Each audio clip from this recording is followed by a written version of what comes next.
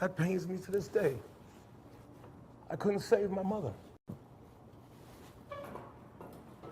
So when you understand that y'all have not been through what we've been through, if you love your mother, you would know what I feel. You would know she could have any check of mine, that nurse gets up on her feet. Got me all teary-eyed over here too. Well, I'm just being honest with you, the pain of it. To see her with a scrub brush and a pail on her knees, and she's a nurse, it devastated me. And it's still hard for me to talk about it. But at 17, she says, son, I've always said when I get big, I'm going to be a nurse in Minnesota. Let us go to school. You're going to go to school, Mama? I'm going to school. And she went to night school after she got off work to get that diploma. And that broke me down. And I can see now it still breaks me down. But that's what our people went through. You know, every step of the way, you got pushed down, pushed back, not allowed, held up, misused, disrespected, beaten, and murdered. I had the fire in me because my grandmother's father, his name was Nelson. He was the last preacher in the family. And they took me to church before I knew I was in church. I was too young. And then they raised me in that church. And when I got here, I went to Hosley Memorial. And then the Wheatley they didn't have Boy Scouts. They had a white group of men from the suburbs that created an organization called the Christian Cadets. And they would come to the Wheatley. And instead of becoming a Boy Scout, I became a Christian Cadet. And even though the Boy Scouts would camp and hunt and hike, we did that. But we didn't get our demerits from that. We got our demerits from how much you know about God, religion, and Jesus. I stayed put. If it was not for that faith, I might have gave up a long time ago. But the fact that I felt God was with me every time I moved, that's why I stayed put. And I think that's how I got over. Believing that God would get me back home no matter what happens. And I just kept that belief. From that upbringing, from grandmama to aunties to my mother to the Christian Cadets. That's what kept me going. And I still believe God will make that walk with you. I tell young people every day, you don't have to be a religious fanatic, but you need to believe in God. You just have to believe in God. He'll take it from there. And I survived a lot more than I can even share with you. But your battle is going to be to get you, first of all, to stop disrespecting yourself and each other. Your battle is going to be, don't let that N-word they use on us become your word. Throw it away. You are an African people. And when he used the N-word on you, it was to bring you down. For you to use it is very disrespectful for all of us who died and went to jail and was beat. Your job is to make sure that black women know they're not B's and H's. They're women. That's your job. Once you heal, you can then get into my job. But as long as you're not well, you can't lead each other nowhere because you can't stand the sight of each other. I said in a lot of my speeches in the last 5 years, this generation of black men, the Klan has killed for 170 years black people, the KKK. Black men today have killed more black men than the Klan in 170 years. I said, in the Vietnam War, African Americans unfairly, unjustly were 7% of the front line in a 5-year war. This generation has killed more black men than the Vietnam War. The police on the average in the United States of America kill 1,020 to 1,029 people a year. You kill that in one city. You see what I'm saying? The real war with you is to heal so you can deal with the war. The influence that he used on you was to destroy you, and he was successful.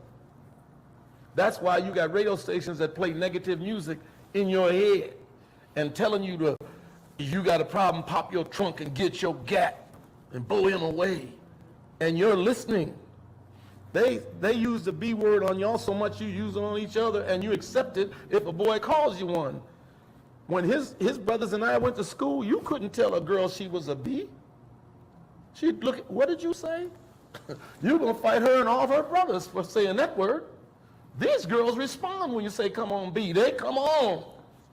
So your battle is to educate and reteach and re-respect.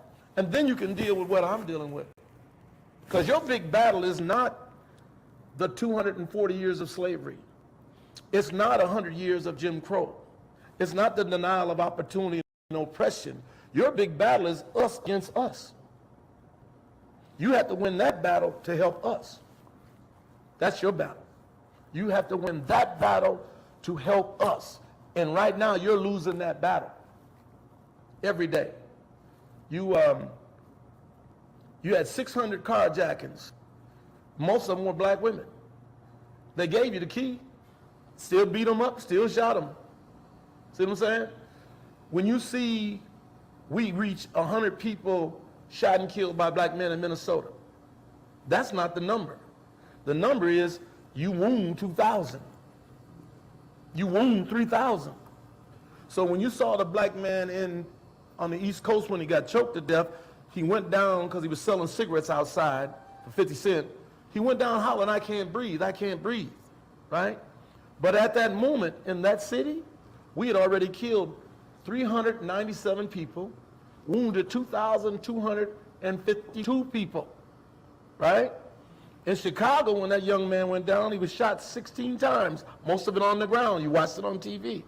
But at that moment in Chicago, we had shot and killed 587 people, killed them, and we wounded 2,236 at that moment. The year wasn't even over.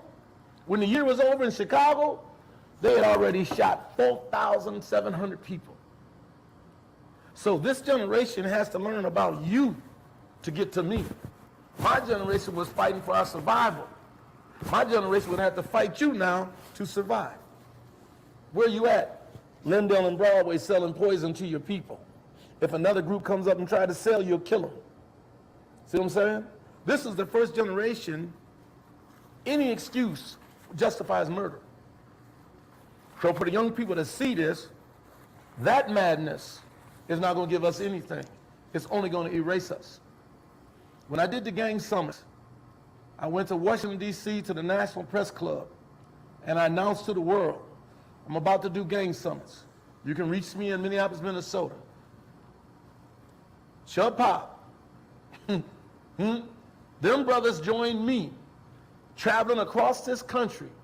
We saved thousands of lives of young black men. Most people don't know the National Peace and Justice Gang Summit originated right here, North Minneapolis, and we carried it to the world. When we did the reunion, we went back to Kansas City to hear the young men tell me, thank you. I went to school. I graduated. I went to college. I got married. I got kids. I got a good job. That's all I heard when I went back to the reunion. But to know your family was in the middle of that. You see what I'm saying? Steve and Chubb, they were right hands to me when I saved those lives. This generation, you're going to have to do that again. Same way I did it. You got to go to L.A., you got to go to Chicago, you got to go to Detroit, you got to go to Ohio. Even the East Coast, I went all the way out there in New York. You know, I mean, there was nowhere, Michigan, where it was going down. St. Louis, Kansas City, Dallas, Houston, San Antonio, I'm running through all of that. And y'all got to do it again. But the reason you can't, you're not well yourself. So if you ain't going to get well, you can't save them babies. See, I didn't smoke, I didn't drink to this day. No drugs. So I had a clear mind. I got to find a brother with a clear mind to even lead that. you see what I'm saying? And I can't tell you enough about your loved ones, but I can tell you, they were associated with saving thousands of lives, city after city, doing exactly what I asked them to do. And even though they were younger than most of us, they stood up like men, and they talked to them young boys, and they got what we had to get right out of Minneapolis. When that history is written, it's going to have power all over it. Because they were warriors who joined me when they were babies and went across this country with me and saved them young men. I went into 3 prisons a week in this state for 39 years to save young men and young women. St. Cloud, Stillwater, Shakopee. I went up into Sandstone Federal, down in Rochester Federal. But I also went in prisons all across this country with the same mission. But think about this. This is my opening speech. I'm not upset of how many of you are in this prison. I'm not upset of how much time you got to do. I'm not even upset as to how young you are. I'm upset because the majority of you are here in this prison for doing something to somebody who looked like me. You see what I'm saying? You got to keep it real like that to help them grow, to help them do better, to help them stop. That man's brothers and I, we went all the way through school. We didn't go all the way through jail. You understand what I'm saying? Wasn't no probation office running up in grad school to grab us every day. We were doing what our parents told us to do. So what's wrong with these kids? They ain't got no parents telling them what to do. They ain't got no parents there for them. When we went to school, parents went to work. These kids went to bed last night, ain't even seen their mama. She didn't come back. Don't know their daddy. We got to heal, because that's the feeder to the madness in the street. Broken children do broken things. Hurt people hurt people. These children are hurt because the normal things that were done for us are not done for them. See? You show your kid love. You show your kid respect. You show your kids you want them. We had a generation that shows none of that. What's your full name? My full name? Nicole Sade Powell. Nicole Sade. So, answer this question. What did your mother call you all the time? What name did she call you? If she called you, what did she say? Cola. She say what? Cola. Cola. Okay. Now here's what I'm gonna get you. When you did something you had no business, what did she call you? Full name. Full name. And what does that say to you? I just did something. Right. I ain't had no business. And no matter how fast you walking, when you hear your full name, you slow it down, don't you? Because you know it's waiting on you, don't you? This kid ain't experienced none of that. You see what I'm saying? He experienced them cuss words. Right. Set your little son. No. You 5 years old, listen to this. Get over at your so-and-so, up so-and-so. So when he goes to school and you say, sit down, he say, B, get your hand. You ain't my mama. Yeah. You call the mama, your son just cussed me and said so-and-so. You know where you got that from? I don't know where you got that from. You see the difference? We represent the generation that had a mama and a daddy that wanted us no matter how many kids was in the house. We didn't go to foster homes. We weren't handed out everywhere. Mama got up, daddy got up. We in the same house together. And whatever they told you to do that day better be done when they get home. Ain't no explaining. Didn't I tell you? Did you do it? So when you build back the family, you save these people you're concerned about. But when you don't get that woman well, and I'm not picking on women, understand this. A woman is 80 to 85% of all nurturing. If I'm lying, listen to this. Put your shoe on like this. You got your shoe on the wrong foot. Button your top up like this. You got it buttoned up wrong. Grab your toothbrush like this. Put your toothpaste on like this. He's 80-some% of all nurture. A man's lucky if he gives 10%, let alone 15. You see what I'm saying? So when you take the woman out of the scenario or she's broken, you just destroy the family. See, how do you know not to jump on the couch? She told you. How you know not to go outside till she tell you? She taught you. You see? Hold your fork like this. Cut your food like that. Don't sing at the table. Stop dancing at the table. Come in here and say your blessing for your prayer for you eat. Say your blessing before you go to bed. Put your dirty clothes over here. Run your bath water like this. So that's really the key to what we need from you is we need you to get well and then help other young ladies get well, which will help the males get well. You don't know your own power. You don't know your own power. The love that we have from our mothers, we go to our grave over that love. You have become a generation that will cuss your mother, will threaten and intimidate your mother, will hit your mother, and finally kill your mother. We never did nothing like that. Whatever mama said, it's done. And the daddy would tell you, I know you didn't tell what your mom, what she said, you better get it done. Do you think that all happened because when they say you can go to jail for hitting your kids now? Well, you go to jail for hitting your kids because it wasn't just hitting them. Yeah. They became abusive. See, if I hate me, I end up hating anything that look like me. So in the process of whooping you, I'm whooping me.